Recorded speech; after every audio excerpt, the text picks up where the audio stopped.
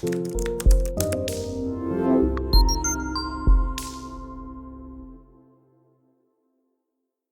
Forum des femmes leaders pour la paix FFLP a officiellement lancé ce lundi 30 septembre 2024 une campagne d'éducation pour la promotion de la culture de paix dans la province du Sud Kivu. Cet événement fait suite à la Journée internationale de la paix célébrée chaque année le 21 septembre et s'inscrit dans une série d'activités visant à renforcer la cohésion sociale et la stabilité dans les territoires d'Uvira, Fizi et Mwenga, réunissant des femmes ici de diverses communautés locales, Bavira, Bafuliru, Babembe, Barega, Bashi, Barundi de la plaine de la Ruzizi, Banyamulenge, Banyindu, ainsi que les peuples autochtones. Ce forum a vu chacun de ses leaders transmettre des messages de paix et d'unité à la population. Bâtissons des ponts par les dialogues sincères avec confiance et bienveillance. Vivons ensemble, respectons les droits, pratiquons la justice pour la stabilité et le développement de nos villages, de notre province, notre pays, ont-elles exhorté. Cette cérémonie a rassemblé les autorités politico-administratives, des représentants de la police, des acteurs de la société civile, des jeunes leaders ainsi que des militantes des droits humains. Dans son discours, le maire de la ville d'Uvira, Kiza Mwato, a incité les femmes à devenir des ambassadrices de paix tant dans leur foyer qu'au sein de la société, soulignant l'importance de l'amour, de l'empathie et de la collaboration sans discrimination pour favoriser un développement durable. Madame Godelive Lugambo, animatrice du FFLP, a souligné l'importance de cette campagne, affirmant que les femmes de différentes communautés s'unissent pour contribuer au vivre ensemble et à la cohésion sociale. Cette campagne, prévue pour durer une année, comportera une série d'activités de sensibilisation telles que des affiches, calicots, banderoles portant des messages de paix ainsi que des rencontres communautaires. À l'issue de cette année, une évaluation des activités réalisées, des défis rencontrés et des leçons apprises sera faite selon Madame Godelive Lugambo. Donc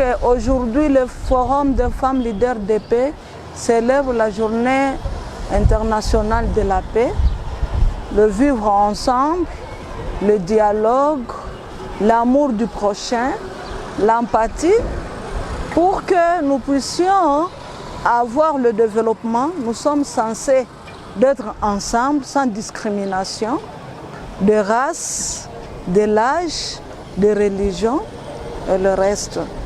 Les femmes leaders de paix sont ici de différentes communautés, les Bafuliru, les Babembe, les Banyamulenge, les Barundi de la plaine, le peuple autochtone, donc les Bambouti,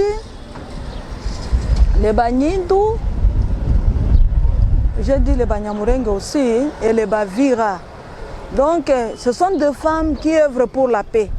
Ils ont relevé les défis et ils sont en train d'apporter leur apport pour que nous puissions vivre dans un monde de paix, dans le monde de la cohabitation pacifique, dans le monde où chacun voit l'autre comme lui-même.